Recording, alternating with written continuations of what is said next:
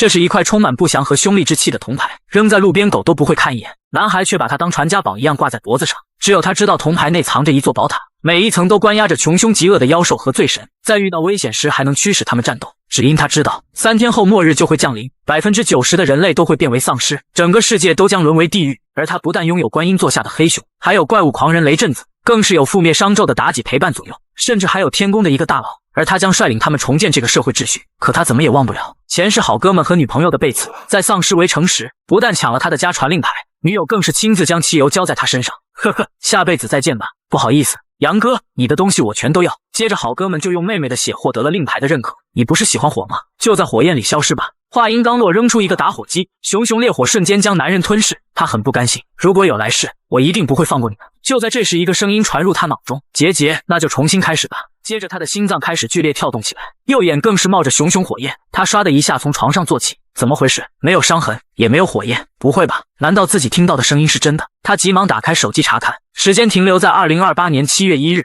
这么说，自己回到了末日降临前3天。他看着镜子里的自己，右眼竟然变成了浅金色，那是之前被烧死时留在眼睛里的火种了。接着他就打开房门走了出去。谁又能想到，现在看似繁华的街道，3天后就是炼狱。人们为了活下去，道德底线早就抛至脑后。自己的好友世君和柳如烟毫不犹豫的就被刺了自己。就在这时，柳如烟的电话来了，怎么接个电话这么慢？胡杨，你想分手吗？又来了，一不满意就分手。以前的自己还会诚惶诚恐的去哄他，现在吗？好啊，知道错了就好。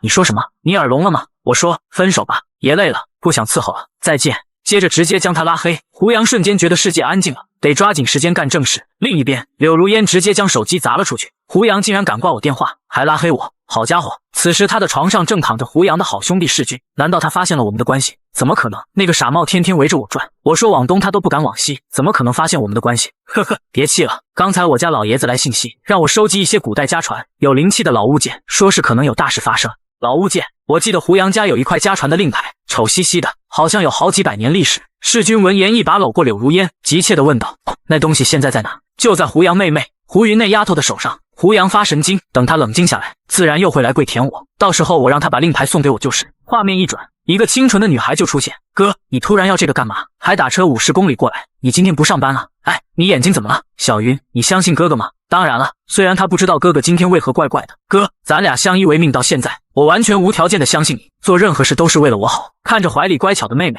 胡杨微微一笑，那好，你现在去学校收拾东西，立刻跟我回家。好呢，我这就去。看着远去的妹妹，胡杨发誓这一世一定要让小云好好的活下来。就因为这块令牌，上一世自己和妹妹都遭到弑君的毒手，这枚令牌有什么不一样的地方吗？突然，他的右眼泛出金色的火焰粒子，接着就落在令牌上燃烧着火焰，随即只见令牌上出现2个大字：大凶狱。嗡的一声巨响，胡杨眼前出现一个时空通道，接着他就被吸了进去。下方是一座锁满铁链的巨塔，这是巨塔，每一层都关着鬼怪妖兽，每个看起来都是凶悍可怕，而空中实地时还有雷霆降下，里面关押的鬼怪和妖兽发出撕心裂肺的惨呼，但雷电则是一道接一道的降下。胡杨明白，这些雷电是在镇压塔里的怪物。传说那些看了视频不点赞、推荐、评论、送小花花的，都将在梦中被抓来这里，除非评论区狗投保。就在这时，一个声音突兀在他耳边响起：结节，害怕了吗？你是奴家苏妲己，见过凶狱之主。镇魔塔是数万年前铸造的，由先帝召集12位上仙共同炼制，而且也是一座大凶狱。从古至今，无数犯下滔天大罪的凶兽罪神都被投入其中，每日受到天雷焚魂之苦。而胡杨手中的大凶狱设令，便是能唯一开启门的钥匙。这便是妲己叫他凶狱之主的原因。所以狱主大人，要进去看看您的犯人们吗？更详细的情况，奴家边看边给你汇报如何？那麻烦了。胡杨带着妲己缓缓地走向镇魔塔。胡杨才刚进入，刚猛的锋刃就向他袭来，妲己急忙提醒他小心。只见胡杨眼瞳中迸发出金光，袭向他的锋刃悉数被挡下。妲己没想到他那么厉害。狱主，你眼睛里的果然是幽冥火种，所以您才能重启幽冥火种，重活一世，是吗？上一世在我耳边说话的就是你。奴家与胡家缘分不浅，身为大凶狱的引灵，自然不愿意看您被坏人所害。您上一世死前的绝望和愤怒，让您火焰异能觉醒，激发幽冥火种，奴家不过是顺势而为罢了。胡杨也才明白，这是他能重生的原因。现在末日将至，而他已经觉醒了异能，这一世一切都会不一样。随即胡杨吩咐妲己带路，整个大凶狱分为9层，以胡杨目前的魂力，能点亮的狱门只有1层。突然他就瞪大眼睛，只见牢房里关押着一只黑熊，这特么不就是上一世宋世军骑的那头凶兽吗？黑熊发出一声怒吼，可下一秒，黑熊秒变哈巴狗。哎呦，这就是新来的狱主吗？果然年轻有为啊！这都几千年了，俺们终于把您给盼来了。您老有什么吩咐，只管说。吼吼吼！接着更是撅起了小嘴。胡杨都惊呆了，妲己也是被震惊的不轻。好你个黑狗熊，看到玉主连脸都不要了，你一边去，人家都还没舔呢。这也是没办法，虽然是千年妖王，但被关千年，变成狗很正常。此时一个不和谐的声音响起，玉主算什么狗屁东西，无非是仗着有那块令牌，想让老子臣服，就让这天雷再轰千年又如何？先是苏妲己，又是狗熊精，这座监狱关的都是传说中的妖物。胡杨看他样子，鸟嘴，身上还缠绕着丝丝雷电，这家伙难道是雷震子？此时妲己一记马屁拍来，不愧是狱主，一眼就看出他是谁。而世间妖物分为卒、兵、士、将、帅、王、圣7大等阶，狱主目前所在正是镇狱塔最底层，关押的便是降级凶兽，越往上关押的凶兽越强。据说最上层还有圣级的罪仙，奴家曾听女娲娘娘感叹过，天地间一层有神级存在，只是泯灭在时光中。希望狱主多多努力，早日登阶，掌控全狱。胡杨也才意识到他先前还是小看了这座塔，仅仅最底层的降级凶兽就如此厉害，他都有些期待最上层关押的是谁了。不论是谁，他们未来都将是他胡杨的力量。在这末世，他必须不断变强。狱主，以您现在的魂力，只能走到这里了。您需要吸收更多的魂力，便能照亮更多的房间，走向更高一层。而魂力和异能不同，异能只要猎杀丧尸和异种就能吸收，可魂力只能杀死神明猎取。而3天后诸神降世，将是他的猎杀时刻。现在最主要的就是做好准备。胡杨来到一条古董街，前世就有个幸运儿在这里买到一根捆仙索，一跃成为强大的异能者。那现在不好意思了，东西他胡杨收下了。没记错的话，那宝贝还在这里。他之所以如此自信，那是因为有幽冥火种在，古董散发的能量多寡他都一清二楚。与此同时，宋世军的父亲带着一个鉴定大师也来到了这里。那不是胡杨吗？他怎么也在这里？世军，你要记住，你选择交的朋友都必须对你有用才行，明白吗？放心吧，老爸。胡杨就是个看重义气的傻子，很好忽悠的。怎么了，宋先生？没什么，我看到了一个熟人。黄老，我们先寻找古物件吧，全靠您的眼力了。放心吧，宋先生，老朽也就这点本事了。可惜这里大多都是工艺品。前几日在祖宅祭拜过后，我便一直梦到祖先叫呼，要我寻找古物件那些。宁可信其有，不可信其无。今日特地邀请您老来，一定要得手。突然，黄老的眼睛直勾勾地盯在一个葫芦上。有了，就是它。但胡杨却抢先一步将葫芦拿在手里。黄老暗呼不好，老板见状高兴屁了，哈哈哈，又来水鱼了。这个葫芦可是明朝的，至少要这个数，1万块。1万，就这也太贵了吧？让我瞅瞅。但胡杨的手却抓在红绳上。老板你看，这都裂开了，还用根破绳子挡着。照我看，这就是个工艺品，最多100。老板闻言一把夺过葫芦，100块。走走走，别耽误我做生意。黄老见状心情大好，老板给我看看。胡杨没想到东西这么容易就到手，但谁又能想到这根毫不起眼的绳子就是大名鼎鼎的捆仙索。上一世妹妹小云就是被宋家抓走，不但令牌被抢，还拿她血祭。这一世他绝不会放过这帮杂碎。这葫芦上有股淡淡的灵气，有年头了。老板，这个葫芦……还不等他话说完，胡杨的声音就在他身后响起：宋叔叔，原来是您啊，之前看着就眼熟呢。您也来逛古玩街啊？是胡杨啊，没想到你对古董也感兴趣。对了，我听世军说你家有一件古物件，待会我想找你聊一聊。可下一秒，胡杨像疯了一样，张口就大喊：宋叔叔，你家那么有钱，怎么会特地来买这个小葫芦啊？难道这个葫芦真的特别珍贵？顿时就围了一堆吃瓜群众。那不是黄老吗？他都出手鉴定了，看来是个正品。这个葫芦看来有点东西。老板，你开价1万是吗？那我出1万2，我出2万，我们先来的，你不要乱抬价。老板呵呵一笑，你不是还没出价吗？价高者得，5万我要了。最终老宋含泪掏了17万拿下，原本只要1万就到手的，都怪胡杨那小子，白白多花了那么多钱。胡杨跟个没事人一样，宋叔叔，你之前说对我家那个古物件好奇，对，我听世军说你有一块家传令牌，可以给叔叔看看吗？胡杨憨憨一笑，当然可以。黄老顿时两眼放光，这个宝贝可否让老夫上手看看？不行啊，这可是我的传家宝，怎么可能随便给你看？小杨啊，你和世军关系那么好，就给叔叔看一下吧。世军，不好意思，我不认识他，没什么事，我先走了。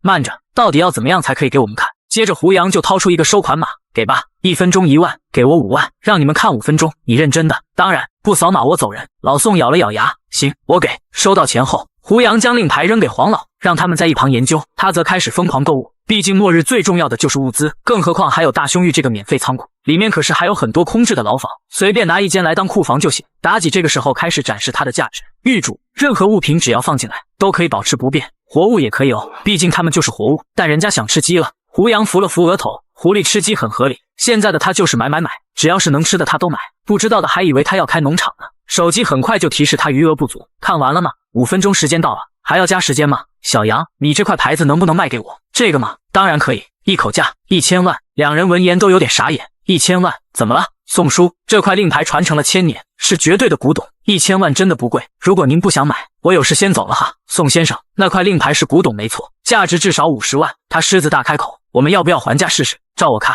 ，10万块拿下应该不是问题。黄老，今天辛苦了，您先回去吧。接着这个老登就掏出电话，世君，你带几个族人立刻行动，找到胡杨和他的妹妹，将人和令牌一起带回来。混小子敢耍我！祖宗托梦除了找古物件，还要我准备少女的鲜血以做血祭。之前我还在犹豫，是你自己作死，那就怪不得我了。殊不知胡杨早就洞悉了一切，呵呵，这就对我动了杀心吗？很好，我还担心你们不敢动手呢。可惜啊，没有从他身上搞到更多的钱。不过不着急，债要一笔一笔收。很快他的妹妹就整理好行李出来了。胡杨接过行李，走，我们回家。就在这时，胡云的班主任追了出来。好家伙，竟是穿的嗨丝！白老师，你怎么过来了？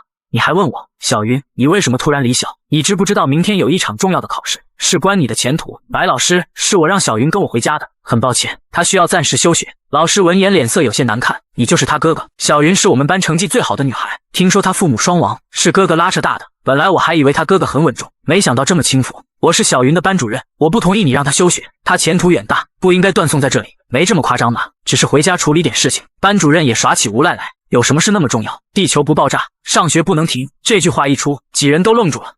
总之，学生要好了。白老师，谢谢你，你真的是一位好老师。所以，作为感谢，我给你一个建议吧。回去之后，多囤积粮食和水坝，以及药品武器。最重要的是，大量准备上清单，他有可能帮忙渡过难关。老师被他说的一脸懵逼，什么跟什么呀？囤积东西什么的，搞得地球真的要爆炸一样。哎，只希望小云没事。胡杨拿出抽屉里的房本，哥，你要做什么？是不是有什么大事要发生？但哥会保护你的。说着，他取下令牌挂在胡云脖子上，你带着这个，我出去一趟，无论谁来敲门都不要开。好，那我先做饭，你早点回来吃。令牌在妹妹身上，他随时能感应到妹妹的情况。现在的第一要务还是搞钱。胡杨刚出电梯门，就听到柳如烟在墙角打电话。什么？胡云不在学校？那你们先过来胡杨家吧。跑得了和尚跑不了庙。知道，你先稳住他，我马上到。呵呵，胡杨，想我没有？世君说想找你吃夜宵，待会就过来。胡杨则一把将他拍开。喂，胡杨，你几个意思？你该不会真想和我分手吧？别耍小性子了，我知道你在吃醋，我这不是过来找你了吗？胡杨再次拍开他。不好意思，我一想到曾经居然和你是男女朋友就感到恶心，请离我远一点好吧？别给脸不要脸。哎呦，谁的脸掉地上了，还不捡起来等人踩呢？胡杨，你干什么去？给我回来！卖房啊？什么卖房？那不是你唯一的房子吗？你不是说过拿它做婚房的吗？现在缺钱，便宜卖。怎么，你要买吗？他到底怎么了？突然变得这么冷漠，又要卖房？这套房子是他爸妈留给他的，地段很好，起码值300万。要不是因为这套房子，我又怎么会和他谈恋爱？接着他又开始卖弄风情起来。那你想卖多少钱？一口价100万。哎，这么便宜，不会是他犯事了？卖房抵债吧？说吧，要不要？不要我去中介了，这么大个漏，我都想捡。要，当然要，只不过我现在没有那么多钱，可以先给你30万吗？后面的慢慢给。谁跟你分期付款呢？大姐，当我冤大头呢？100万现金，一分都不能少。在柳如烟想来，反正一会世君就要带人来找他，胡杨死定了。100万只不过是过他的手，现在最重要的是骗他先把房子过户办了。行，100万就100万，咱们现在就去房产交易中心。妈，你就放心，我就买个房，捡个大漏，待会钱就会回来。你说你跟胡杨那小子谈恋爱，结果房子还要自己花钱买他的，这可是我们家的全部家底了。知道了，你先把钱都打过来吧，很快他就要永远消失了。好了没？全款到位我才签字。到了，我转你，就怕你没命花。两个人都各怀鬼胎，末日一到，房子一文不值，而失去100万的你们也将彻底失去最后的求生时机。看着手中的房本，柳如烟笑出了猪声，哈哈，我太高兴了。胡杨，走，去你家，我们庆祝一下。是该好好庆祝一下。此时宋世军正带着几人拿着棍子走在巷子里，刚打听过了，胡杨下午已经带胡云回家了。在他回家之前，我们先上去和他的妹妹好好交流一下。此时毫不知情的胡云正在切菜，脖子上的令牌闪烁着微弱的红光。宋世军几人很快便来到他家门口，每个人脸上都露出变态的笑容。胡云，快开门，我是你世军哥。世军哥。胡云闻言一脸疑惑，世军哥，你怎么来了？我哥不在家。透过猫眼看到，宋世军这时也是一脸坏笑，不在家吗？我知道啊，他买火锅材料去了，让我先上来。快开门，外面好热呀。胡云正准备开门，立马就想到哥哥对他说的话，无论谁来都不可以开门。接着他就后退几步，那个世军哥，还是等我哥回来吧。宋世军闻言直接开始砸门，不是吧，胡云妹妹，你这是在防着我吗？你让我很受伤耶，快开门，跟世军哥说清楚。可无论他说什么，胡云都不可能给他开门。宋世军转头让属下掏工具，放心吧，军哥，我们兄弟道上混了这么久，开个小门简简单单。胡云，你家那块令牌是在你身上吧？哥哥给我带着的。可他没有发现的是，锁把手已经开始转动了。好，那我就放心了。当当一声，房门就被推开，接着一帮人气势汹汹地冲向他。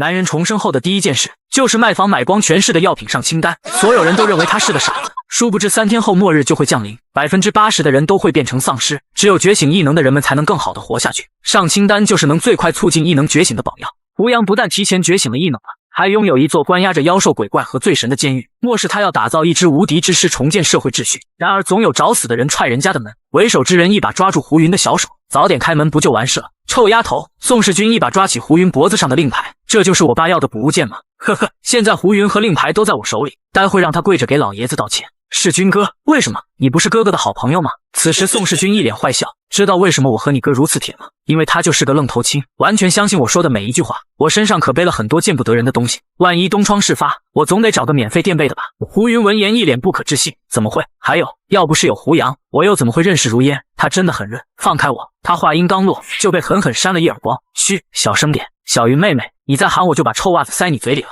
哈哈哈，世军哥，你也太有才了，这小女孩成年没有啊？这个嘛，你可以自己检查一下，时间还多的是，就当几人得意时。殊不知他们马上就要大祸临头。可曾听过酒池肉林？各位相公，紧接着几人头顶就出现一束耀眼的亮光，直接刺得他们睁不开眼。下一秒，诡异的事情发生了，他们发现自己正在开泳池派对，每个人都有一个辣妹伺候着。相公，奴婢来服侍你。宋世军闻言大喜，哈哈哈，仙境，这就是仙境。辣妹们则开始切生牛肉。大王，臣妾为您烤肉。美人儿，我不是在做梦吧？下一秒，辣妹的眼睛变成了红色，可惜色欲熏心的宋世军并没有发现。大王，这肉好吃吗？好吃，真好吃，那就好。果然大王吃自己的肉才最合口味呢。几人闻言顿时吓尿了。什么？他们也才后知后觉，这是血水啊！我的心脏，这哪是什么酒池肉林，这分明是地狱。此时妲己显出真身，大王对菜单不满意吗？比干的心，薄翼靠的肉，还有那些忠臣的眼睛，大王想吃哪一个？几人此时都形态各异的在地上惨叫，显然他们被幻境吓得不轻。胡云也完全不知道发生了什么事。鬼，有鬼！闭嘴！哪来的鬼？装神弄鬼罢了，咱们人都杀过，还怕那玩意？特么的！难道这块令牌有古怪？有本事弄死我呀！一块破牌子，从里到外都是废物，什么垃圾玩意！但下一秒，牌子上面就浮现出一只紫色爪子，随即唰的一下伸出来，还带起宋世军脸上的点点血液。宋世军惨叫一声，要是头发是红的话，不少人还以为海贼王的香克斯乱入。接着令牌也随之掉在地上。此时胡杨也刚好赶到，他随即捡起令牌，哟，好热闹啊！几人闻言都是一惊。世军，你怎么了？没事吧？是妖牌，那令牌是个宝贝，别放过他，把他拿下。哥哥，小心，别怕，我们人多，上！几人挥舞着手中的棒球棍冲向胡杨。狱主，令牌的魂力刚刚都耗光了，都怪雷震子，非要出那一招，不然奴家还能控制他们一会。黑熊闻言那个委屈了，俺都没来得及出场呢。胡杨也忍不住吐槽，就你那体型，一出场这楼都得塌吧，这种小场面还轮不到你们。我也刚好试试异能，轰的一声，一大片火焰就冲向几人，瞬间将他们烧得惨叫连连。啊，这是什么？好烫，快灭火！我的手，我的手！这一幕直接将宋世军和柳如烟看傻了，这是怎么回事？胡杨，你会妖法？别过来！胡杨，世军可是你的好兄弟，你要顾念旧情。也不知道柳如烟哪来的脸说这句话，顾念旧情，跑到我家里来挟持我妹妹，抢我令牌，还有柳如烟你这个恶心的女人也跟着一起演戏，我都要吐了。现在还要我顾念旧情，是你脑子进屎了还是我的进屎了？你咋那么理直气壮呢？胡杨，我不知道你说什么，都是误会一场。如烟，你不是他女朋友吗？你去劝劝他，你们都要结婚了，到时候我还要来当伴郎呢。可他说话的同时偷偷掏出了匕首。对啊，胡杨，你不是想和我结婚吗？我不要彩礼了，很高兴吧？毕竟你现在什么都没有了，我却还肯嫁给你。把你会这种力量的原因告诉我好吗？我永远爱你哦。如烟大帝不愧是如烟大帝，到这个时候还在算计胡杨，可惜他失算了。此时宋世军已经举着匕首来到他身前，死吧你！胡杨眼中火焰迸发，宋世军直接被轰飞出去。我也想过，我为什么会觉醒火焰能力，现在我终于明白了，可能是因为这个世界像你们一样肮脏的东西太多了，所以我想要全部烧得干干净净。宋家祠堂，一帮不孝子孙正在拜祭，祖宗在上，后人颂天，求祖宗保佑我宋家风调雨顺，步步高升。下一秒，一个灵牌就散发出诡异的红光，灵气鼓舞，少女之血，祭祀主降临，是祖宗莫急，其他东西子孙很快为您献上。3日内末世，速做准备。3天内末世。宋天闻言惊呆了，祖宗的意思难道是来人，立刻让人去大量采购水和粮食，快！如果我所料不差，末世可能真的要来临了，让世君赶紧将人带过来，我们要立刻进行献祭。就在这时，房门被一脚踹开，不用那么麻烦，我自己来了。而胡杨面前趴着的正是宋世军。混账，你做了什么？还敢闯宋家祠堂？你以为这是什么地方？上，给我灭了他！面对冲来的众人，胡杨镇静地走向他们，只见他紧闭双眼，突然他双瞳猛睁，金色的光芒从右眼迸发而出，所有人的额头和胸前都出现一个红点，他们的动作在胡杨眼里就像龟速一样。再配合胡杨的急速下，他们就像靶子一样站着被胡杨打。片刻功夫，胡杨已经来到宋天面前。宋叔叔，你好啊！而他身后则是躺了一堆鬼哭狼嚎的人。宋天有些被吓到了，你特么找死！他竟然掏出了手枪，可下一秒，他的枪身也出现了一个红点。胡杨打了个响指，宋天手中的枪直接脱手而出炸开，他吓得跪在地上，手上还有丝丝血迹。宋叔叔，不要随便玩火药啊，那很危险的，不能带坏小朋友哦。胡杨虽然只觉醒了一阶异能，但幽冥火种的能力确实惊人，目前能一次性操控10加仑的火焰，范围2米，持续时间10秒左右。如果是易燃易爆物品，效果更佳。此时宋天开始跪求他祖宗救命，祖宗，宋家将灭，血脉不可断绝啊，请您显圣。下一秒，一个浑身缠满火焰的老头就出现，吾乃上古星宿荧惑火德，暗赞魑魅。跪！话音刚落，2道火焰就袭向胡杨，胡杨直接吐了一口鲜血，半跪着才抵挡下来。与他相反，宋天发现自己的手不疼了，也不流血了，其他人身上的火焰也熄灭了。哈哈，星君显圣，正神破血，胡杨，你死定了！当宋家祖宗站起来时，地面都抖了抖，而胡杨在他面前就像蚂蚁一样小。胡杨也才明白，宋家之所以能在末世未卜先知，原来是这老登作祟。本来只想来抢点古物件，打劫点钱，没想到还有个意外惊喜。可这家伙也太大了，宋家祖宗不等他反应，一脚踏下。还好胡杨反应快，但地面依旧被踩出一个大坑，剑一击不中，宋家祖宗又开始向拳头蓄力，一拳狠狠地轰在地上。宋天觉得胡杨被砸成肉泥了吧，让他刚才装杯，但下一秒他就瞪大了眼睛。胡杨呵呵一笑，只见他站在一只巨大凶猛的黑熊身上。你说谁死定了？他明明是上古神明火德星君，如今却被一只山野黑熊吊打，最后落得变成一颗晶石的下场。就在刚刚，胡杨受到攻击的刹那，妲己及时出现。玉主，这火德星君为先天火精，在千年间依靠家族香火蓄积了大量魂力，距离真身下凡也只差临门一脚。若能将其捕捉吸收，您的魂力和火异能都将得到大幅度提升。那你有什么办法吗？目前大凶令魂力不足，但若玉主您敢赌一把，说不定有机会获胜。胡杨闻言顿时眼睛一亮，说来听听，您可以抽取自身魂力注入大凶令，召唤我们其中一人前去助阵斩神，我当什么事呢？可以啊，只不过魂力源自灵魂，若抓捕失败，又不能及时修补魂魄，便将魂飞魄散而死。到时候你们被召唤出去的那一位，岂不是就直接越狱跑路了？呵呵，所以玉主你要赌吗？我为什么要赌？下一秒，他的举动让妲己大吃一惊。我已经把幽冥火种植入了令牌，我若身死，幽冥火起，令牌湮灭，没有令牌，世间将没有人能开启镇魔塔，你们也就没有了重见天日的可能。所以为了保佑我能活着，你们知道怎么做了吧？接着他就开始抽取魂力，塔顶上方出现一道耀眼的光芒，塔内的犯人顿时骚动起来。是出口，快放我出去，放开我！胡杨直接开始召唤南海洛迦山首山大妖黑熊精出狱血战。随着咔咔咔的声音响起，关押着黑熊的牢门打开，设令发动，其他犯人开始紧张起来。黑瞎子，别犯浑，狱主可千万不能死啊！离开镇魔塔。黑熊的身体越变越大，一拳砸在火德星君的胸上，差点翔都给他打出来了。黑熊发出一声怒吼，俺终于出来了，好爽啊，好爽啊！哈哈哈哈！胡杨一拳捶在他头顶，快干正事，我的魂力坚持不了多久，真想我死啊！知道了，狱主，俺向来忠心耿耿，您召唤我就召唤对了。哈哈哈哈！区区五行小神也敢挡本山神的路，还不快乖乖献上火精！黑熊对着火德星君就是一顿暴锤，火德星君被打得像孙子一样，准备召唤火焰。不等他说完，又挨了一顿打。你岂敢！哎呦哎呦！本神真身越界而来，未能施展全力，先撤。这家伙还不算笨，准备跑路，但胡杨怎么可能让他跑啊？下一秒，捆仙绳直接套在他脖子上，想跑晚了，你可是我的猎物！刷刷刷几下，火德星君就被绑了个结实。他不知道接下来等待他的将是什么。宋天都傻了，不可能！祖宗！火德星君！突然他瞳孔放大，好似发现了什么。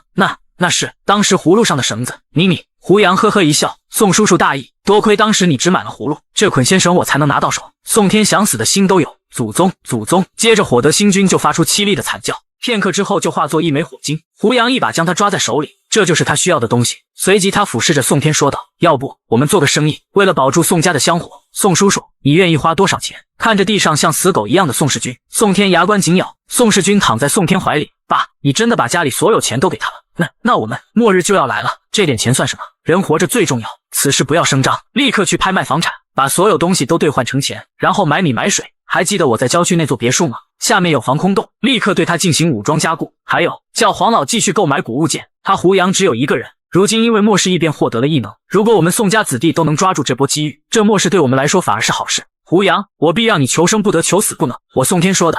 这块石头摆在展览馆500年无人问津，人们都觉得它就是块普通的石头，但男人却两眼放光，还花1000万将它买下。所有人都觉得他脑子有问题，可只有男人知道，这将是他领先别的异能者的关键。胡杨来到一个药店前，看着手机上2896万冰冷的余额，他呵呵一笑，要不是因为时间紧，还能从宋家抢更多。算了，现在效率是第一位。他开口就是要1吨上清单，小姐姐好似没有听清楚，说马上给他准备，可下一秒他就结巴加口齿不清起来。多少？有没有搞错呀？1吨上清单只是一种寻常的清热解毒中成药而已，卖不卖？不卖我去别家。那个先生，卖，肯定卖，只是一次性买这么多，我们也需要调货，可能需要2天时间，而且价格也不便宜啊。给你加2成，明晚我就要拿到货。没问题。胡杨走在大街上，此时的他已经扫光了市里10吨上清单，网上也下单了大量上清单。谁又能想到，即将到来的末世，最重要的物资竟然是上清单这种毫不起眼的药物。上一世的遭遇还历历在目。胡杨躺在地板上瑟瑟发抖，好难过，我要死了。哥，对不起，我没有抢到上清单。这种药可以让人异能觉醒加速，有抑制丧尸化的效果，早知道我们家就多囤一点。你别放弃，我再去更远的药房找。胡杨急忙起身阻止，别去，外面危险。而小云这一去就是永别，被宋家抓走。胡杨只能无能的嘶吼。刚回到家，胡杨就走向妹妹的房间，看着熟睡中的妹妹，他发誓绝不让上一世的惨剧发生。至于宋家，他们只知道末世要来临，必会大量囤粮，却不知道末世前期最重要的资源是异能者。掌握了上清单，也就掌握了一支能为我所用的异能者军团。胡杨掏出火晶石，幽冥火焰发动，火晶石顿时燃了起来。胡杨也开始慢慢吸收，只见他盘膝坐下，身前出现一朵巨大的莲花，火晶石的能量源源不断地涌入他的体内。接着他眼中金光迸射，眼瞳中也浮现出一朵莲花。恭喜玉主，幽冥火种升级为红莲火种，可破障灭法，像奴家的酒池肉林，可就难不倒玉主您了。您的异能已升为2阶，对火焰的形态控制更精准了。胡杨随即利用火焰幻化出一杆长枪，看来这火晶比他想象的还好用。玉主，下次召唤记得还召唤我老熊啊！嘿嘿，能出去玩真的太开心了，哇哈哈哈！而且我的罪业也降低到了90，以后每餐牢饭可以多吃1块肉，妲己顿时有些酸了。切，帮狱主完成任务也能减少罪业，从此获得牢里更好的待遇。更何况你还偷吃了不少火德的灵力吧？这么好的差事，狱主，奴家也想被召唤。胡杨都无语了，顿时将这2货推开。别吵吵，还有一个更酸的，那就是雷震子。哼，被一点点好处就驯服的看门狗，闭嘴吧！喂，小子，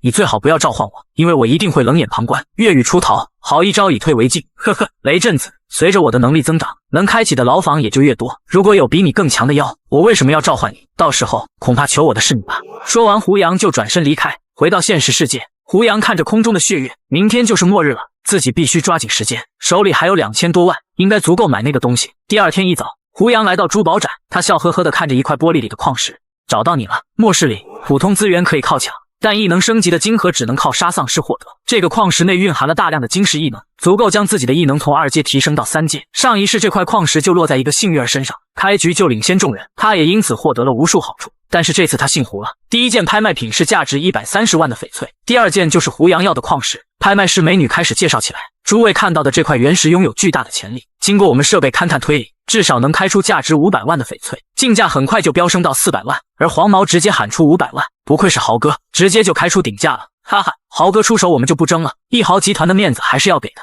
黄毛闻言大感有面子，多谢，下次请大家喝酒。突然，胡杨从外面走来，出价600万。黄毛闻言一惊，谁？他是谁啊？从来没有见过，看着像是一个学生。这位先生，我们这里是会员制，必须有银行黑卡才能参与，拍卖也不会是开玩笑的。你看，胡杨二话没说弹出一张卡片，还有问题吗？没有，请。眼镜男立马就认出胡杨手中的是1000万级的金黑卡，他猜测胡杨是哪个大家族的贵公子。这位小兄弟报价600万，还有继续加价的吗？黄毛也不服气，开口就是700万。小子，给豪哥点面子，日后好相见。胡杨没有鸟他，1000万。人群闻言开始议论纷纷，这个价格已经远远超出了原石的价值。豪哥犯不着和他置气，他打肿脸充胖子而已，就让他做个冤大头好了。小子，你叫什么？胡杨，很好，胡杨，我记住你了，你有种。最终胡杨1000万拿下，看着手中的原石，他终于搞到手了。接着就是下一件拍卖品，可他已经失去了兴趣。突然，身后一声尖叫传来，那是什么？妖怪！有妖怪！救命啊！胡杨转身一看，一团紫色雾气中有个东西正急速冲向他，他也是大吃一惊。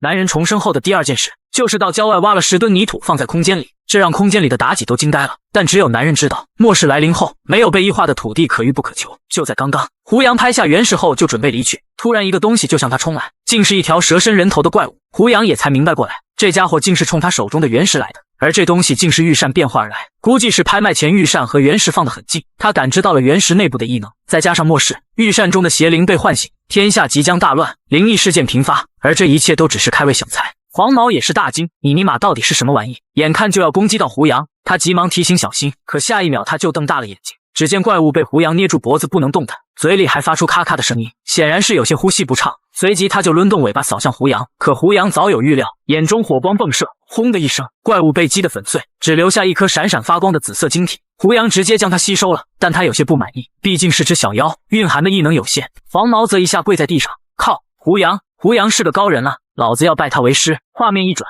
胡杨家楼下此时已经堆了许多箱子，不好意思，让一让。邻居们都很惊讶，这么多东西都是胡杨买的吗？难道他要开超市？胡杨挺好的，性子温和，这是又要开始创业了呀。但有个肥婆却不这么认为，呵呵，年轻人不知天高地厚，还真以为干什么都能成事。看着吧，他这个店开不起来。张大妈，你之前就想租他家这个仓库开超市吧？就这破地方，我还看不上呢。刚刚把所有剩下的钱都买物资了，接下来还有什么缺的？胡先生，东西都送到了，您要不要清点一下？不用了，多谢。明天还有一车物资送到，您的仓库可能放不下，那我去你们物流总库自己提吧。好的，到时候见。张大妈闻言咬紧了牙关，明天还有一车，看来胡杨真是发财了呀。凭什么？他一个没爹没娘的，也不知道孝敬我老人家，现在超市都要开上了，那明明是我看中的地方，发财的应该是我才对。就在这时，他孙子说要撒尿，而他撒尿的地方竟是胡杨的仓库，也不管胡杨同不同意，他直接就打开了水龙头，一看就没有教养。张大妈还在后面一脸兴奋，哎呀，小宝真厉害，都会自己尿尿啊。胡杨啊，小孩子不懂事，你应该不会介意吧？看他一脸得意的样子，哪有一点道歉的样子？胡杨可不会惯着他，一把将小孩提了起来，直接扔向张大妈，尿液顿时滋了他一身。胡杨，你干什么？不过是小孩玩呢，你一个大人好意思跟小孩过不去？孩子则倒在地上哇哇大哭。胡杨一句话直接将张大妈搞不会了，我好意思，接着直接将卷帘门关上，这可将内心阴暗的他气坏了。小孩子还在一旁叫嚣着说要玩炮仗。张大妈闻言灵机一动，小宝，奶奶这就给你买炮仗去，今晚呢咱们好好放一场。此时他面容狰狞，要是有什么火星蹦到仓库里引起火灾，那可就不好了，对吧？胡杨看着眼前的箱子，不错，东西都在这里了。接着他就开始用镇魔塔开始吸收，随着一个个箱子消失在漩涡中，下一秒镇魔塔内就掉落大量的箱子，妲己都兴奋起来，好多东西啊，太好了，老娘总算可以开荤了。胡杨吩咐他找个空牢房，把东西都归置好。好呢，狱主放心吧，我可是收纳小能手，这里有很多活着的动物，可以在塔边划定一块专属的区域圈养，受到塔内灵气的滋养，味道更加鲜美哦，到时候就有源源不断的鸡可以吃了。而外界末日将至，也不知道会持续多久，我会再大量的送入活物，也算为人类文明保留一丝火种。黑熊这时来了一句，那狱主你应该种地啊，饥荒的时候最重要的就是种子和土地，只要有这些东西，万物生灵都可以活下去。胡杨有些犯难，种子倒是采购了不少，但土地咋弄？接着他想到了什么，我知道了，去就回。胡杨很快来到城市郊外，空中晚霞是真美，他看着脚下的土地，直接开始收取。只见他手掌下面形成一个沙土龙卷，看着从空中源源不断掉落的泥土，妲己大叫起来，够了，装不下了，狱主，你的魂力不够，开辟的空间太小，要被淹了。胡杨也只能无奈罢手。此时他脚下是一个大坑，泥土差不多被他收走了2万公斤，但是感觉还不够啊。末世后，包括土地，所有东西都被异化了，现在这些没有受到异化的沃土，明天之后将可遇不可求，但是现在可没有时间让他浪费。他随即开始修炼起来，莲花再次浮现，画面一转，张大妈一脸坏笑，胡杨，待会看你怎么死。孙子偷了一块镜子回家送给奶奶，奶奶不但没有责罚他，还夸他机灵。可下一秒，镜子里面就出现一个满嘴獠牙的青皮怪物，老太太直接吓得大小便失禁。可她没看见的是，孙子也露出诡异的笑容。鬼呀，快拿走！老太太一屁股坐在地上，这可能是报应。前一秒她还想用鞭炮点燃胡杨的仓库，现在就被收拾了。可他孙子早已经变了一个人。奶奶，你不是最喜欢照镜子吗？你不是说小宝做什么事都可以吗？那你为什么不照啊？你照啊！张大妈再次与怪物对视起来，此时她无比的惊恐啊！不要！下一秒，诡异的事发生了，怪物竟然从镜子里面冲了出来，张开巨口朝张大妈冲去。接着张大妈身体开始扭曲，浑身散发出紫色的气流，哈哈，好玩，真好玩！奶奶，继续玩啊！此时张大妈已经完全变了一个人，比以前更加阴暗了。只见她双眼血红，小宝，过来啊，奶奶疼你！接着无数的触手就将男孩包裹，男孩吓得连连说不要。此时街道上已经鬼影重重，空气中传出呜呜的声音。画面一转，一处码头仓库，看着天空是好像要下暴雨了。岸边的大船上突然传来惊呼声，哎呦，出事了！网了一船怪鱼上来，身上流脓，嘴里还有尖牙，这还能吃吗？靠，肯定是小日子的核污染，搞得海里的东西都变异了。很快天就黑了下来，时间差不多了，老吴，把仓储表给我一下。可他没发现的是，老吴的手已经变成了灰色，还在不断的颤抖，嘴里更是发出呵呵的声音。老吴，你怎么了？啊，是不是着凉了？要不要请个假？此时外面传来踏踏踏的脚步声，男人扭头一看，身后站了很多壮汉。你们是？听说整个翡翠市的上清单都在这里啊？这都是客人买下的货，各位想采购可以。他话还没说完就被打断，都搬走。哎，你们做什么？等等，站住！但一个壮汉突然抓住他的肩膀，接着就将他扔向同伴。快，赶紧搬！突然，一只手抓住了他的脚踝，接着就刺了进去。顿时鲜血横飞，竟是尸变完成，彻底化成了丧尸。剩下几人也意识到了危险，都摆开攻击和防御的架势。下一秒对着丧尸就是一顿暴锤，丧尸很快就倒地不起，几人都喘着粗气。头，没事吧？先搬药吧。再有敢阻拦的，直接。此时他们背后一个声音响起，直接什么？要杀人吗？那都是我的东西，真金白银买的。怎么？你们想抢？还没世界末日呢，就这么着急送死？这位朋友，实不相瞒，这整个物流码头，包括产业园都是我们老板的。你的货既然还没出码头，何不做个顺水人情？价格随你开，怎么样？不好意思，我不卖，给你们1分钟，如果还不滚，后果自负。看着地上的丧尸，胡杨也没想到丧尸化已经开始了，几人显然不想放弃，准备直接动手。墨镜男一拳挥出，却打在空气上，面前哪还有胡杨的影子？几人都面面相觑，胡杨就这么凭空在他们眼前消失了。下一秒，他们发现胡杨站在物资上面俯视着他们，他随即打开一个箱子，里面有鱼罐头和螃蟹。对了，你刚刚说这整个物流码头都是你老板的，那这些都是诺。男人闻言冷汗直冒，你想做什么？师夷长技以制夷，学你们呗，打个结。接着仓库里就传出巨响，还从里面蹦出点点火星子。一栋欧式别墅内传出一个女人的惊讶声，你说什么？不但药没拿回来，别的货物还都被抢了。女人很是漂亮，一身红色皮衣，那个人有超能力，他不是普通人，是怪物啊！而且那么多东西，他关了仓库门后人就不见了。等我们好不容易把门弄开，里面空荡荡的，什么都没有。原来是这样，那人叫什么名字？墨镜男说他看到了收货人信息，对方叫胡杨。胡杨吗？女人陷入了沉思，他是异能者，似乎还有储存空间的手段，如果有机会将其夺来的话，好家伙，他竟然在打胡杨的主意。下一秒，男人开始呕吐起来，女人问他怎么了，接着男人的皮肤就开始变成灰色，指甲也开始变长，竟是丧尸化了。男人重生后的第3件事，竟是带妹妹逛动物园。只有他知道，这里藏有一只成精的大乌龟，而他来的目的就是要收服它，保护自己的妹妹。就在刚刚，壮硕男人刚汇报完就变成了丧尸，毒性入脑。这个时候服用上清单也来不及了，把他丢出去烧掉吧，千万不要被他抓到，也不要有血液接触。女人话音刚落，丧尸就冲向他，只见女人做了个鹤拳的姿势，装布啪的一下被打开，无数的藤条就涌进来捅穿了丧尸的身体。丧尸发出一声惨嚎，接着藤条就将丧尸拽回了外面，随即被搅得粉碎。没想到女人也是异能觉醒者，墨镜男都惊呆了。老板您不要紧张，这只是开始而已，继续寻找药物，囤积武器，以物流仓为据点，背靠海岸，前方设防，召集所有人手，做好心理准备吧。末日来了。胡杨看着手中的上清单，来吧，吃吧，水和空气已经不干净了，从现在开始，日常饮用和接触皮肤的只能使用矿泉水，每天吃3颗上清单做防御抵抗，一旦有发冷的感觉，立刻跟我说。哥，现在也该告诉我了吧，到底发生了什么事？是该让你知道了。边走边说吧，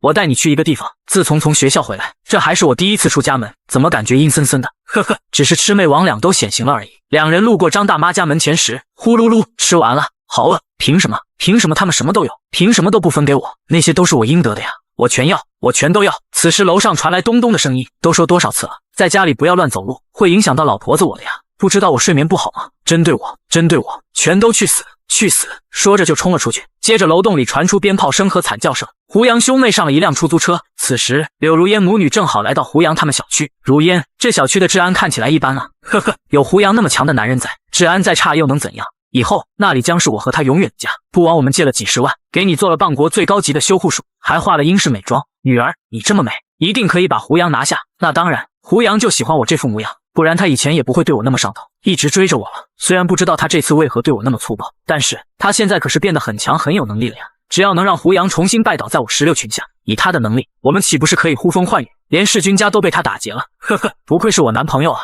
现在只要我出现在他面前，稍微撩拨一下，他还不得乖乖舔上来？是胡杨，他要去哪里？快跟上！他现在可是个宝贝，不能被其他妖艳的狐狸精给撬走了。柳如烟他们一路跟到翡翠市动物园，此时动物园门口很热闹，我儿子的帽子都被撕破了，差点破响。你跟我说是意外，抱歉先生，我们动物园的动物平时都很温顺，今天则不知道怎么了，动物变得暴躁的原因，也是因为末日的关系吗？刚才哥你已经跟我解释很多，我大概了解了，末日即将来临，人类或将变成丧尸怪物，或熬过异变，获得异能，而哥哥你也因机缘巧合提前觉醒了异能，因此可以未卜先知。对，就是这样，自己上一世的遭遇还是不要让小云知道的好，不然他会难过很久。但胡云不是很理解，按理说这个时候他们应该找个地方躲起来才是，可为什么还要来动物园？胡杨语重心长地告诉他，躲得过初一，躲不过15，想要在末世生存下去，就必须掌握力量。我虽然获得了战力，可是我也不能保证无时无刻都在身边保护你。末世之下，什么都有可能发生，所以小云，你必须也变强才行。哥，我真的可以吗？我想变强，我不想拖你后腿。两人很快来到乌龟园区，柳如烟他们也跟了进来，但他很是不解，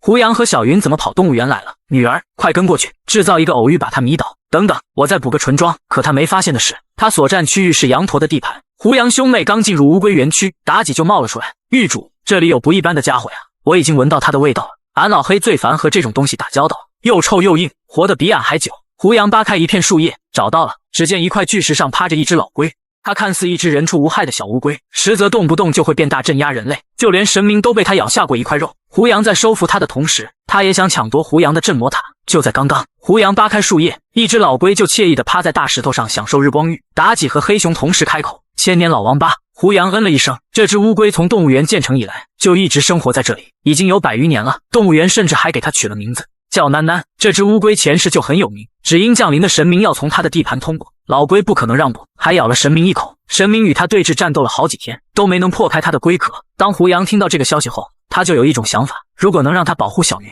绝对万无一失。接着胡杨就朝他行了一礼：龟前辈。老龟闻言眯着眼表示不屑。胡杨见他如此态度，眼中幽冥火焰迸出，走着走着也饿了，要不弄个王八汤喝喝。老龟闻言一惊，态度也是立马转变。哎，人类总是这么心急做什么？古有三顾茅庐，小朋友既然有求于我，礼数不到位就算了，怎么还威胁上了？胡杨也不废话，末日马上开始了，实在没有时间做那表面功夫。龟前辈，在下胡杨，这是我妹妹胡云。哇，囡囡真的会说话。老龟闻言老脸一红，嗨嗨，要不是以前老夫贪吃胀气，被当时的园长野外遇到，好生照看，老夫也不会跟他来此。囡囡什么的只是意外，这一晃已经数百年了。不过比起老夫3000多年的寿命，这也不过是弹指一挥间。黑熊与妲己闻言立马流着哈喇子，3000岁的老龟，距离进阶玄武也不远了。要是能吃掉他的龟灵，咱们都能延寿100年。胡杨都无语了，你俩想啥呢？这可是妹妹的护身神兽。龟前辈，晚辈想请你保护小云，您有什么条件随便提。今日万物躁动，血月当空，末日来临后，我龟族也必受其害。若是这池子里的小龟们，晚辈暂时可以将他们收入镇魔塔中，挖掘水池，饲养无虞。镇魔塔3字引起了老龟的注意，那东西他可是听说过的，就是一座大凶域，里面更是有雷霆炼魂。他想到一个仙人曾对他说过，玄武登阶之阶，大凶雷霆之处，真是踏破铁鞋无觅处。原来如此，原来如此，老龟100年前来此的因果居然在此。随即他的身体就开始膨胀，就凭你这黄毛小子也能执掌凶域。末日虽然可怕，但你若行差踏错，危害10倍于末日神明。若你不能扛住老夫3000年寿命的重量，老夫又何必帮你？下一秒，巨大的龟身就向胡杨压去，胡杨立马用双手托住，地面瞬间裂开，轰轰轰的声音传开，地面的裂痕迅速向外扩张。柳如烟母女也感受到了胡杨那边的动静，准备过去一探究竟。就在这时，她的假发飞了，竟被一只羊驼叼在嘴里。柳如烟气得握紧了拳头，抡起包就向他砸去。死畜生，还我假发！不得不说他真的好勇。下一秒，一口绿色的老痰就贴在他脸上，几只羊驼火力全开，母女俩顿时就被羊驼的口水淹没，嘴里惊叫连连。这是什么？好恶心啊！我要砍死他们！他妈妈一把抢过假发，先别管这些畜生了，找到胡杨要紧。呜啊，放反了！乌龟园有动静，快去！胡杨肯定就在那。母女来到乌龟园，发现这里实在太臭了，但是还是没有发现胡杨的踪影。咔嚓一声，老女人一脚踩在了乌龟蛋上，绿色的蛋清沾在她鞋底，老女人觉得好恶心，直接将脚伸在乌龟背上蹭。哼，这死乌龟倒还有点用，还能给我擦血。可母女俩没发现的是，乌龟此时双眼泛着红光，拨开前面这片树叶就能看到胡杨了。我从树叶里钻出，楚楚可怜，风情万种，一定能让胡杨心动不已。他唰的一下拨开树叶，等待他的不是胡杨，而是一只怒气冲冲的大乌龟，接着就一口咬在他手上。这里有个冷知识，乌龟的牙齿通常都是锋利且较小，咬合力极强，一旦被咬中，剧痛无比，很难挣脱。柳如烟发出一声惨叫，但下一秒他就捂住了嘴，不能大叫，否则被胡杨看到我的丑态。可突然，老女人发出惨嚎，竟是2只乌龟在同时招待她的腿。柳如烟都惊呆了，母女俩现在是黛玉一样啊，好痛，好痛啊！放开我！哇呜，胡杨，救救我！下一秒，他就一下摔倒在池塘里，好臭，这是什么水？可他哪知道，胡杨此时都是自身难保，老乌龟压得他动弹不得。狱主，让俺出来！一巴掌拍死老龟，然后咱们分肉吃。安静点！此时他已经快到极限，啪的一声，他单脚跪在地上。呵呵，做不到就放弃吧，万物生灭，自有定数。末日之下，你又能做什么？不如把镇魔塔托付给我，我保你与你的亲人此生顺遂，哪怕世界灭亡，也与你无关。这老龟打得好算盘，镇魔塔如此凶恶，也不是你能承担得起的。胡杨也差点被他的话蛊惑了，自己真的扛得住吗？此时镇魔塔内，受胡杨的影响，黑熊觉得自己的头好晕，突然好想摆烂。妲己也是什么都不想做，胡杨深呼一口气，是吗？老龟，你活了这么久，有没有听说过一个道理？不进则退，不生则死。接着胡杨就爆发出强大的力量，他又站了起来，但这还没完，好似镇魔塔也怒了，老龟直接被扔了出去，狠狠地砸在地上。什么？他竟能挣脱梵音？胡杨直接祭出捆仙绳，收起你那套把戏吧。唰的一下，捆仙绳就缠住了老龟的脖子。老熊也怒了，特么的，狱主，他居然乘虚而入，对镇魔塔意图不轨，弄死他！不愧是距离玄武只有1线之隔的老龟，差点着了你的道。幸好狱主意志坚定，胡杨也召唤出了火焰巨剑，一下敲在老龟头上，臣服或者死。老龟吓得哭了起来，太可怕了，光胡杨身后的2尊黑影就能将他弄死好几回，他只能认怂。男人怎么也没想到，老龟只是和妹妹第一次见面，一人一龟就像相处了几十年的闺蜜一样亲密。老龟甚至主动献出魂灵让胡杨安心。就在刚刚，胡杨反败为胜，将老龟镇压，接着他就邪魅一笑，砍不动，那我继续。囡囡被敲得有点犯晕，嗨嗨，别打了，别打了，真是的，老夫用祖传的泰山之法刺激你的骨骼重塑，你就对一个老人家这么摔摔打打，囡囡都快哭了。小姑娘，快拉住你哥，他虐待动物啊！胡杨闻言一愣，骨骼重塑，异能果然提高了一大截，力量好像也大了好多。此时胡云开口了，哥，你就放了龟爷爷吧，他好像真的没有恶意。胡杨找到台阶，身上的火焰也慢慢退去，呵呵，虽然怒火中烧，但还能保持一丝清明，不错不错。接着囡囡就变小趴在胡云手里，小姑娘，别叫我龟爷爷，那多生分，就叫我囡囡吧。你有辨别恶意之能，潜力不错，以后有我保护，你就放心吧。谢谢你，囡囡，你可以叫我小云，只一会功夫。胡云就与囡囡聊得火热，黑熊则哭了，那咱的老龟汤没着落了。虽然老龟现在臣服了，但胡杨可不会就这么轻易相信他，所以保险还是必须的。他可不放心把小云和一个不在他掌控之内的妖怪放在一起。你知道该怎么做吧？当然了，狱主，刚才我只是开玩笑，镇魔塔乃上古凶物，需要有极强气运者才能掌控，老夫又怎敢觊觎？话音刚落，他的魂灵就飞入铜牌内。本龟魂灵今日入狱，此后老夫任您差遣，以真身贴身保护小云，若有异变，万雷噬魂。是，狱主。如此一来，胡杨悬着的心也放了下来，小云的安全有了保障。那我接下来……就在这时，不远处传来一声巨响，到处都是烟尘滚滚。胡杨一跃而起，他不敢相信自己看到的，竟是一只老虎领着其他动物在狂奔。胡杨觉得这是好事，难得有这么多动物，没被异化的就通通打包收到塔内。但最先要收的就是池塘里的乌龟。接着每只乌龟身上都笼罩了一层金光。囡囡露出一脸傻笑，谢谢狱主，搞定老龟的事。胡杨对妹妹说道：“小云，我带你找个安全的地方。”接着他就揽住妹妹在树梢上穿梭。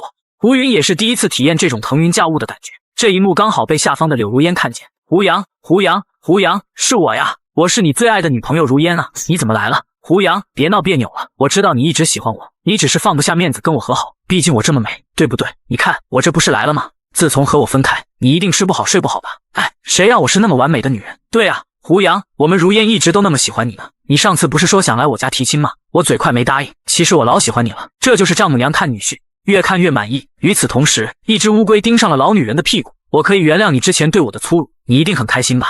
降临了。胡杨为提升自己实力，在末日降临后独自外出，结果一路上不是车祸就是丧尸吃人，但他依旧加速赶路，只为到达一个指定地点。原来胡杨带着妹妹寻找安全区，却意外碰到狼狈不堪的柳如烟母女。胡杨觉得这母女俩就是疯子，不要走啊！胡杨，你给我回来！你不是喜欢我吗？我这么美，你凭什么这么对我？凭什么？这就是柳如烟，有问题从来不会从自己身上找。母女俩也还没意识到，她们已经被动物们包围，每个动物都红着眼睛看着她们，就像看着自己的美味大餐。下一秒，几只野狼就扑向他们，吓得柳如烟大叫起来：“你们做什么？走开！我是最美的女人，我要成为女王，所有男人都要跪在我脚下。”此时动物园到处都是兽吼声，胡杨则是边走边收，只要是他看上的，没有一只成为漏网之鱼。胡杨觉得差不多了，每种动物都收了一点，是该找个地方落脚了。突然，眼前的动物管理处吸引了他们的目光，而且看你们空无一人，应该是跑了。动物园地处偏僻郊区，一面靠山，暂时除了这些猛兽也不会有外人，就让小云先待在这里。胡杨检查了一下，监控是好的，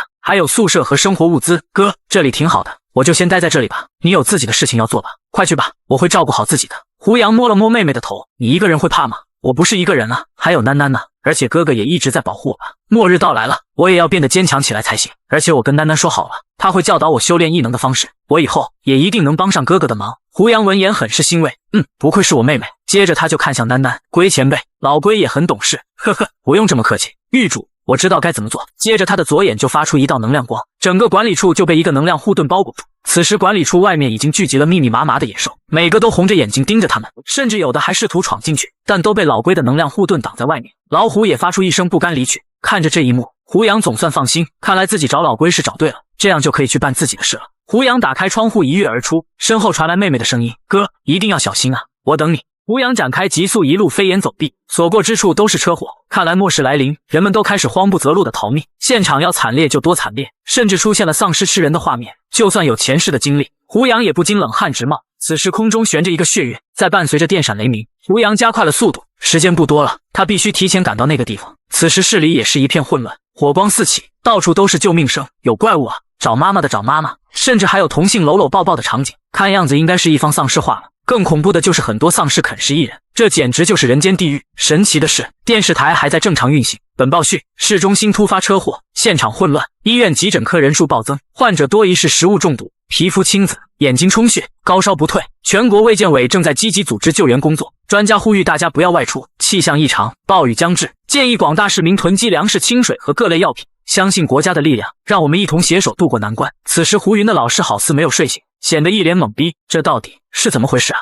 怎么搞得跟世界末日似的？接着还打了一个哈欠，但下一秒他就瞪大了眼睛。丧尸是丧尸，我亲眼看到丧尸在吃人。接着他就打开评论区，想确认一下是真是假。第一条评论就是不相信 ，cos 很好。下一个，但第二条却证实这是真的。接着更是有个摄影师发了长文，证实这是真的，有图有真相。更是配了一张图，只见一个巨大的怪物黑影在血月的衬托下显得压迫感十足。毕竟怪物看起来比高楼大厦还高，世界末日了，怪物降临了。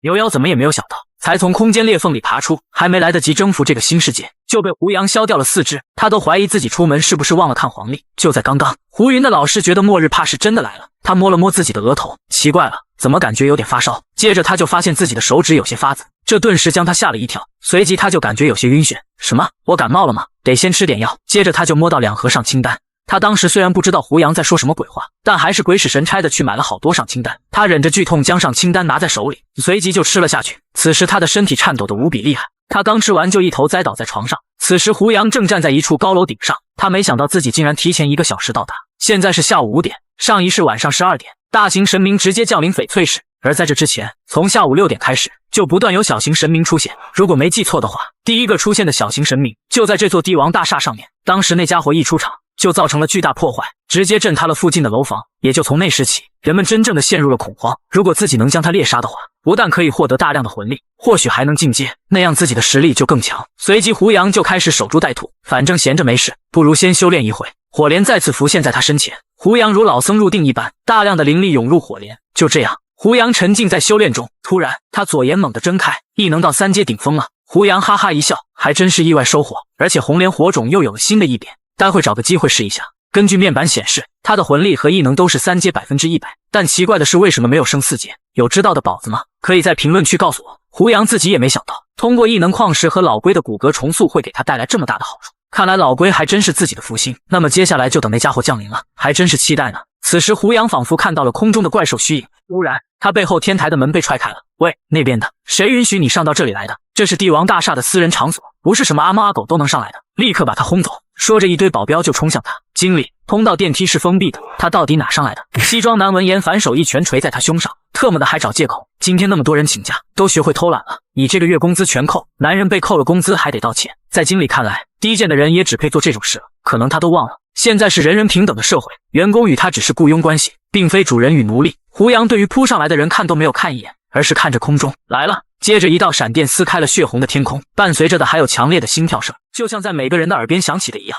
什么东西啊！我眼花了，原来刚才的根本就不是闪电，而是天空被撕开了，里面更是伸出一双巨手，好似要把口子撕得更大，好从里面爬出来。接着就是一声划破苍穹的兽吼，怪兽也完全从里面走了出来，看样子竟是一只半兽人牛妖，手持一对巨斧。接着就一跃稳稳地踏在楼顶，张口就是一声牛叫。这家伙是冰级的牛鬼。西装男吓得一屁股坐在地上，妖怪哪还有刚才的嚣张气焰？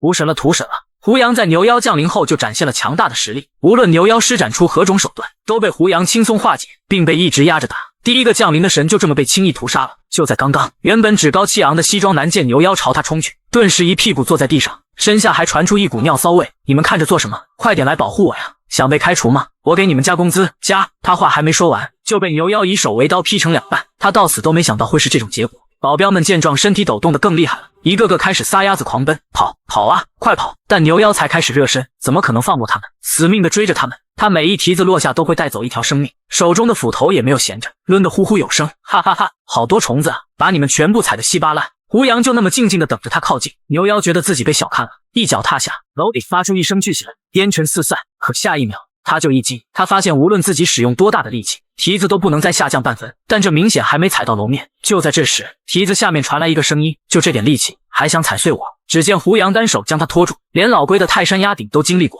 这点压力对他来说就是小儿科。接着胡杨就召唤出火焰巨剑，嘴上噙着一抹邪笑，就拿你练练手了，可不能早早的就把他弄死了。牛妖闻言又是一惊，那你听得懂我在说什么？他这是真的惊到了。胡杨挥动了一下火焰巨剑，无数的剑气迸发，牛妖瞬间感觉被砍了几十刀，浑身蓝色鲜血飞溅，随即就重重的砸在地上。胡杨则一跃而起，看样子是要给他做个大手术，这种痛打落水狗的机会他不可能放过。胡杨才一落地，楼顶就发出一声巨响。天啊，那个人在做什么？真的假的？好强，说不定他真的能杀死那个怪物。牛妖都快自闭了，原本以为打头阵只能无聊的杀虫子，却不曾想被吊打的是自己。这个人类好强，顿时咆哮一声，看来胡杨对他造成的只是皮外伤。嘎嘎，我要好好享受虐杀你的乐趣。接着双拳如暴雨般的轰向胡杨，感激我吧，稍微强一点的虫子。面对牛妖的猛烈攻击，胡杨一个滑步躲开，还顺势给了牛妖一剑。看牛妖的表情就知道，他肯定吃了大亏。胡杨咧嘴一笑，砍你一条腿，看你还挺兴奋的，腿多是吧？那砍你一只手呢？胡杨以牛妖的腿为跳板，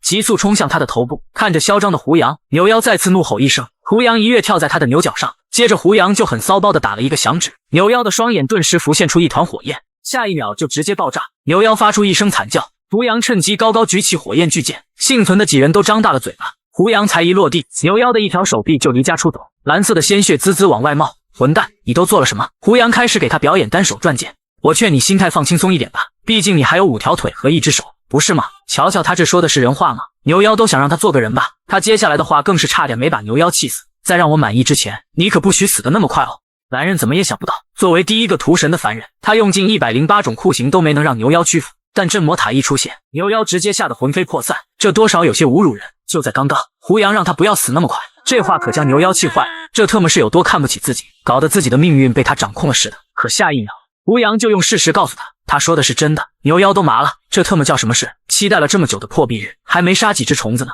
自己怕是要变成108道美味了。只是瞬间，牛妖就表演了一招4分5裂，不对，应该叫粉碎性肢解。胡杨看着切好的牛肉，这家伙比想象中的还要弱一点啊，但这只是第一只而已。胡杨长长呼了一口气，后面的神明怪物只会越来越强，他可没有骄傲自满的资本。接着他就一把按在牛头上，喂，自己把魂力都交出来，早点结束吧，或者你还想继续受虐？牛妖也很骄傲，士可杀不可辱，我要抗争到底。但他还没帅过3秒，胡杨直接召唤出镇魔塔，只听里面尽是各种怪叫声，牛妖顿时汗如雨下，这特么也太可怕了，直接给吓爆掉了。这让胡杨也猝不及防，我去，承受能力这么差的吗？还神明呢？靠，老子打生打死的折磨了他半天都不屈服。看一眼镇魔塔，立刻吓得魂飞魄散。但胡杨也不是没有收获，魂力到了3阶5%，这还不错，对火焰的运用更加得心应手了。现在7点多了，胡杨站起身来，而接下来的降临点有好几个，他只记得大概方向，只能见机行事了。见胡杨要走，几人急忙开口，那个大神您好厉害，真的把这个怪物给杀了。大神，之前我们得罪了你，请问这究竟是怎么回事？末世来了，自求多福吧。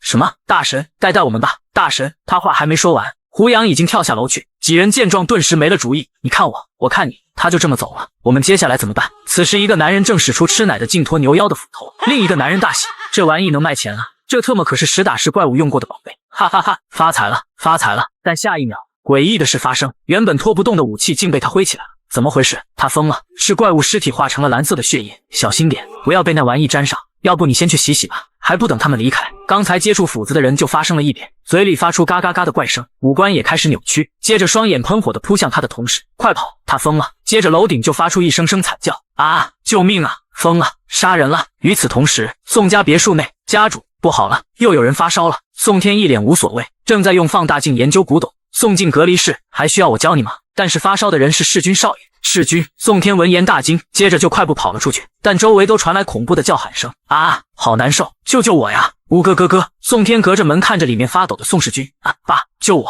此时的宋世军很惨，全身都开始充血。地球人都知道，斩草不除根，春风吹又生。胡杨重生后做的第一个错误决定就是放过了宋家，他也将为他的心慈手软付出代价。眼看宋世军就要变成丧尸了，宋天大惊，以180迈速度冲向儿子的房间。药呢？能治疗这种病的药呢？你们还没找到吗？看来宋天是真的慌了。另一个子弟吃了2片自带的上清丹，烧退下来了一点，但是也还没有痊愈。那还等什么？麻溜的拿出来。是家主。接着宋天就将2盒上清丹丢了进去。儿子，快吃！宋世军像狗一样爬向上清丹，颤颤巍巍地抓了一把就往嘴里塞。宋天只能焦急地在门外等着。药效还是很厉害的。哎呀，我好多了！宋天见状大喜，他也没想到效果那么好。快，多去找些上清丹回来。手下闻言有些犯难，找不到了。整个宋家加起来也只有这3盒。宋天咆哮起来，为什么只有这些？我不是早就要你们囤药了吗？手下也很无奈，这种中成药只是治普通的发热感冒而已，市面上各种药都能代替它，而且价格上还比别的贵不少，所以之前谁也没有重视。宋天充分表现出了一个老板该有的气质，那就去抢去砸呀！我们有枪有子弹。可是市面上所有的上清丹都被一个叫胡杨的人收走了。胡杨？哪个胡杨？特么的，他抢了我们那么多钱，提早收购了所有的上清丹，就是他。现在外面太混乱，我们以前地下的渠道也用不了。家主，现在怎么办？宋天直接气得肝疼，差点没气过去。欺人太甚，欺人太甚！此人又有异能半身，我们如何对抗？难道我宋家要就此？就在这时，宋世军的房门被撞飞，宋天也是吓了一跳。世军！只见此时宋世军浑身紫气缠绕，全身肌肉隆起，随即他就将紫气凝聚在右拳。哈哈，好爽！好像身体里所有不爽的地方都被释放出来了。我现在很强大。说完就一拳轰在墙上，墙壁顿时被打出一个大窟窿。宋天好似想到了什么，世军你难道？哈哈哈，爸，我好了，而且我还拥有了异能，这就是充满力量的感觉。宋天捡起一枚上清丹，没想到上清丹居然有此奇效，患病后吃药的话就能获得异能。好，太好了，让病症轻的先吃，然后观察，直到他们出现异能为止。凭这3盒药，应该足够产出3个异能者。这让他越想越兴奋，然后集结大家出去端了胡杨囤积药品的仓库。我宋家一旦掌握异能者的生死，何愁不能称王啊？很可惜，他也只能臆想一下。殊不知胡杨连神都屠了一个。画面一转，白老师家，此时他已经醒了过来，但他还是感觉有些晕。他也没想到上清丹真的有效果，他不舒服的症状几乎都没了。接着他就发现了神奇的一幕，他竟能看清袋子里的上清丹。他揉了揉自己眼睛，生怕自己看错了，可下一秒他依旧能看见。就在这时，门外传来急促的砸门声：“白姐姐，是我，快开门，救救我，救救我！”白老师急忙将上清丹塞入裤子兜里。心儿，怎么了？白老师才打开门，外面女孩就急忙说道：“白姐姐，你还不知道吗？丧尸有丧尸啊！我们这栋楼里好多住户都变成了丧尸，现在正在到处杀人，被丧尸伤害后的人也变成了丧尸。现在我住的那一层已经沦陷，救命！求求你，救救我！”什么丧尸？但此时他们家的房门链条卡住了，这可将他急坏了，无论他怎么弄都滑不出来。楼道里再次响起了丧尸声，女孩都吓尿了。快开门，求求你，白姐姐！眼看几只丧尸离他家越来越近，白老师则急了：“心儿别怕，马上！”眼看丧尸就要抓住女孩，千钧一发之际，房门终于打开了。好了，快进来！女孩不要命的就冲了进去，但下一秒，白老师就瞪大了眼睛。好家伙，女孩的背上有3道触目惊心的抓痕，这显然是丧尸的杰作。他是有多恨白老师，不然怎么想置他于死地？